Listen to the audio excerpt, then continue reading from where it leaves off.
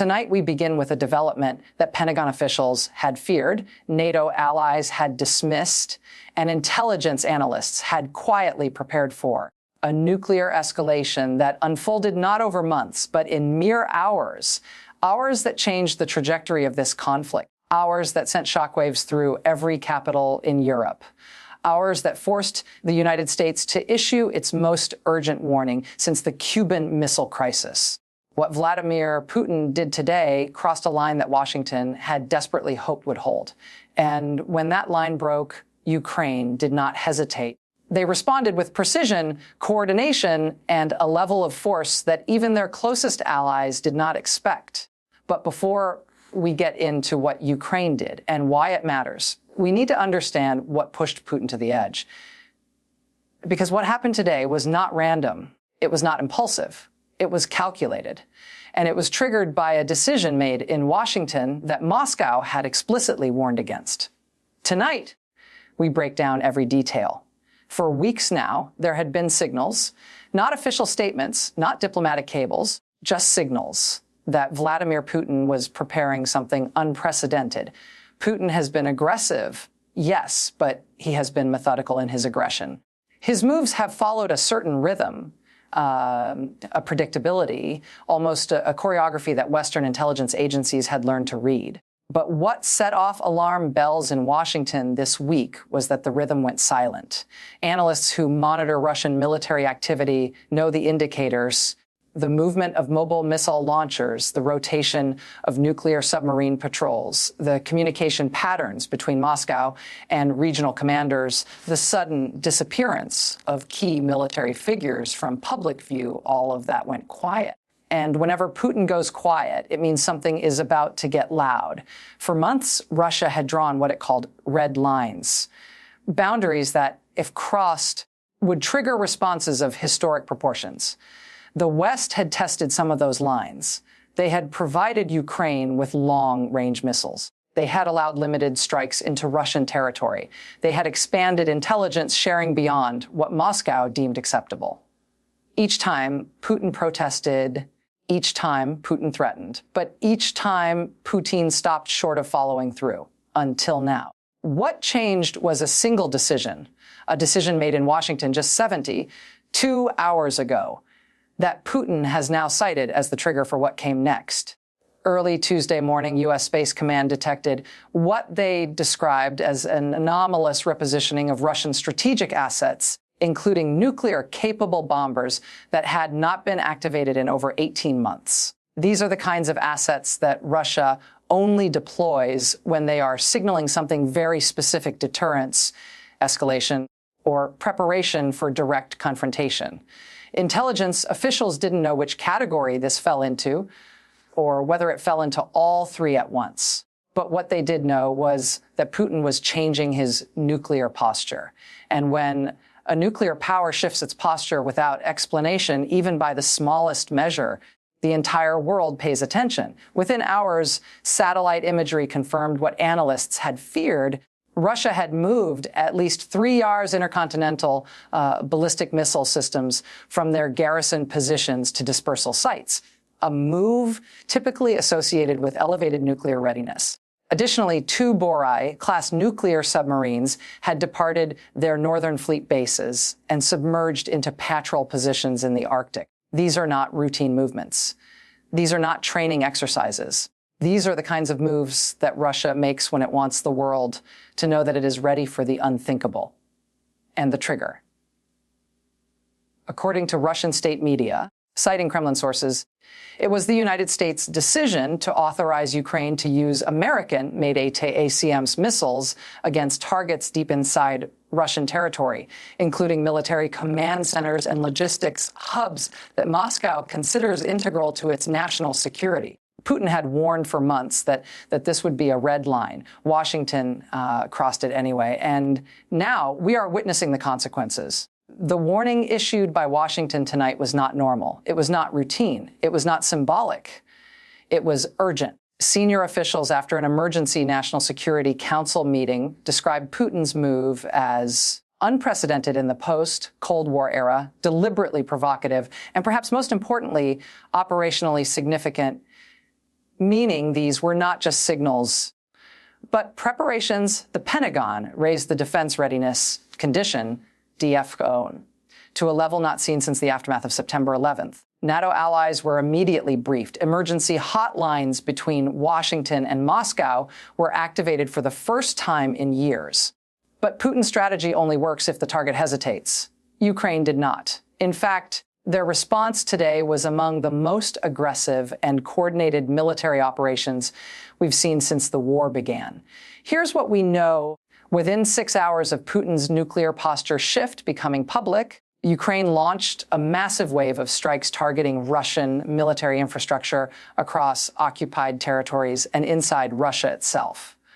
These weren't the limited, symbolic strikes we've seen before. These were precision operations using the very weapons Putin had warned against: TACMS missiles, Storm Shadow cruise missiles, and domestically produced long-range drones, systems that Ukraine only deploys when they are preparing to fundamentally degrade Russia's operational capacity. Ukraine's message was, clear threats will not deter us. Escalation will be met with escalation.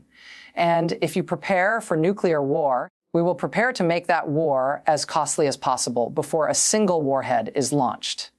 Tonight, Ukrainian military command confirmed that its forces launched coordinated strikes on at least 14 Russian military targets, including a command center in Kursk Oblast that had recently been reinforced for what analysts believe was coordination of a new offensive. Ukraine struck before Russia could consolidate. They hit ammunition depots in Belgorod. They hit fuel storage facilities near Voronezh. They hit radar installations and air defense systems that were likely preparing to provide cover for Russian ground operations. In other words, Ukraine targeted the nervous system of Russia's Western military infrastructure, the logistics that would have made a renewed offensive operational.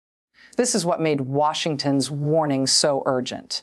Putin's nuclear posture shift wasn't just symbolic. It was actionable. It represented the kind of preparation that could escalate to catastrophe if left unchecked. And Ukraine, understanding that fully, responded with force, not recklessly, not impulsively. But strategically, they didn't strike civilian infrastructure and target population centers. They hit military command nodes. They hit supply lines. They hit the machinery of war itself. Ukrainian President Volodymyr Zelensky, in a late-night address, made the calculus explicit. We will not be paralyzed by threats. We will not negotiate under the shadow of nuclear blackmail. Every weapon we have been given, we will use.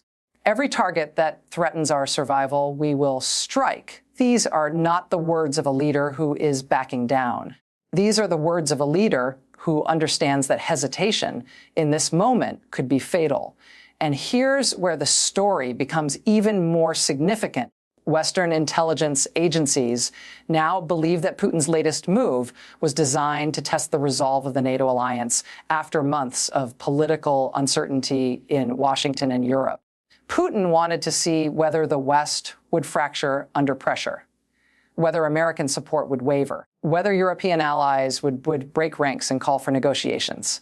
But instead, the opposite happened. Washington didn't blink. They issued a warning that was so direct, so unambiguous that even the Kremlin noticed, you don't get Putin's attention easily. But today, the United States did, and Ukraine's simultaneous military response amplified that message exponentially. Defense analysts speaking with major news networks under condition of anonymity described Putin's heft as coercive escalation, a way to pressure the West into restraining Ukraine without actually following through on nuclear threats. But Ukraine proved today that they remain both capable and willing to fight. Their strikes were not only precise, they were timed so perfectly that Russian air defenses were overwhelmed in multiple locations simultaneously. That coordination matters because it shows Ukraine has not only absorbed Western weapons systems, they have mastered them. It shows that Ukraine is not a passive recipient of aid. They are an active participant in their own defense, capable, adaptive, and increasingly dangerous to Russian forces. As reports continued coming in throughout the night, we learned more about the scale of Ukraine's response. Ukrainian ground forces carried out simultaneous operations along 3 sectors of the front line, forcing Russian commanders to divert reserves. Ukrainian naval drones targeted Russian Black Sea Fleet vessels that had been repositioned in the last 48 hours. Ukrainian cyber units operating from undisclosed locations reportedly disrupted communication networks used by Russian strategic forces to coordinate with field commanders. This wasn't just a military strike. This wasn't just a defensive operation. This was a demonstration of capability. This was a message to Moscow. And messaging is the one thing Putin has struggled to control since February 2022. For every advance Russia has made, Ukraine has countered with something that complicates the Kremlin's narrative. For every threat Putin has issued, Ukraine has responded with action. And tonight, that pattern continued, louder and more consequential than ever before. Remember, Putin thought this would be a 3-day operation. He thought Kyiv would fall within a week. He thought NATO would fracture under economic pressure. He thought Ukraine would negotiate from weakness. But tonight, the exact opposite is happening. Ukraine is striking deeper into Russian territory than ever before.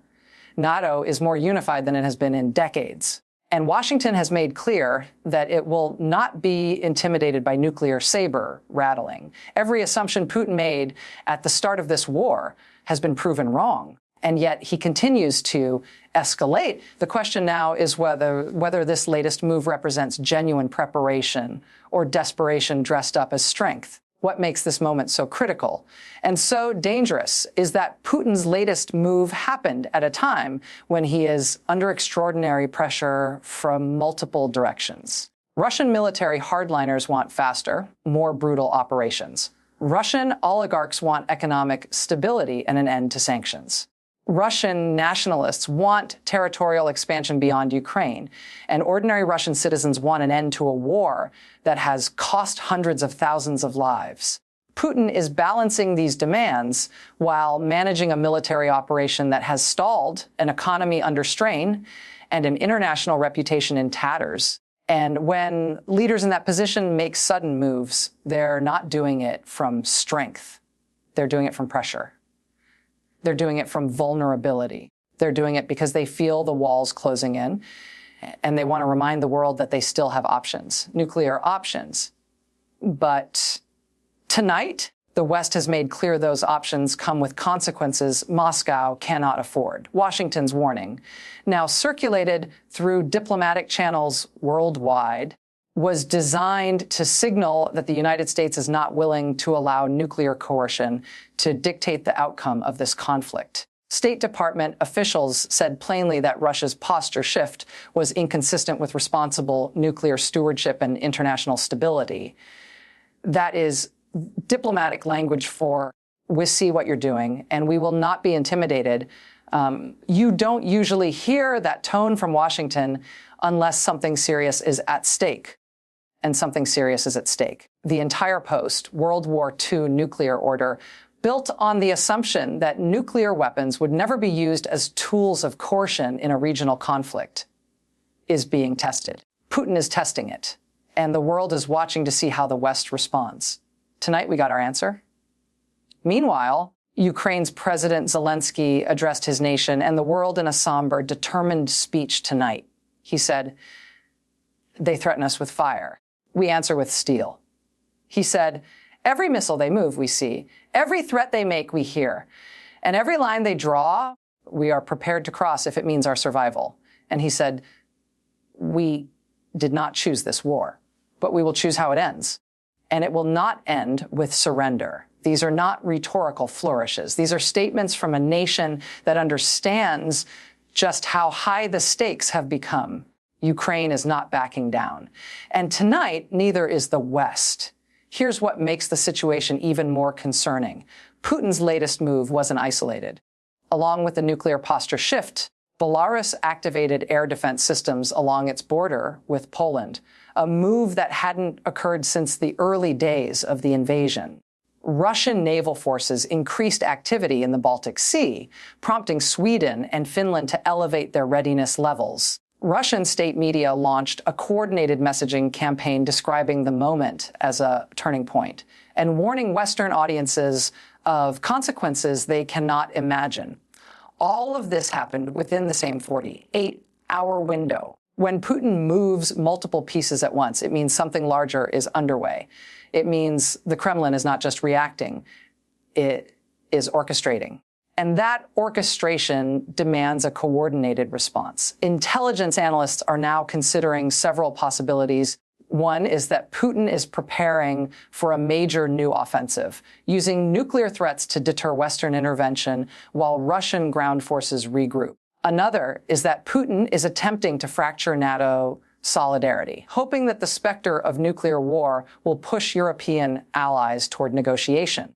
A third possibility, the one worrying officials the most, is that Putin is attempting to establish a new baseline for nuclear coercion, normalizing the use of nuclear threats as a tool of conventional warfare. But today, Ukraine took that card off the table. They didn't freeze. They didn't call for emergency negotiations. They didn't ask permission.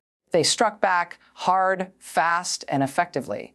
What we're watching now is a test of resolve. Putin wants to see whether the West will sacrifice Ukraine to avoid nuclear confrontation. Ukraine wants to show that it will fight regardless of the threats. Washington wants to prevent nuclear escalation without rewarding nuclear blackmail. And Europe wants to prevent a wider war while maintaining support for Ukraine. These objectives are not fully compatible. Something will have to give. And the decisions made in the next 72 hours could determine the trajectory of this conflict for years to come. Tonight, we've heard from NATO officials who are now monitoring Russian nuclear forces around the clock. They say there has been no indication of imminent launch preparation. They say Putin's moves are consistent with signaling rather than operational deployment. And they say Russia's decision to elevate its nuclear posture is likely part of a broader psychological campaign intended to divide Western opinion and weaken support for Ukraine. But Ukraine is not wavering. In fact, Ukraine is accelerating. Their response today, swift, devastating, and strategically sound, sent a message to Putin that threats will not work. And it sent a message to Washington that Ukraine is a partner worth supporting, not a liability to be managed. As the night goes on, we expect more details to emerge about what exactly Putin hoped to achieve with this escalation. But what we do know is that Washington's response was timely. It reassured allies. It established clear boundaries. And it demonstrated that nuclear coercion will not go unanswered. What happens next will depend on what Putin does in the next 72 hours.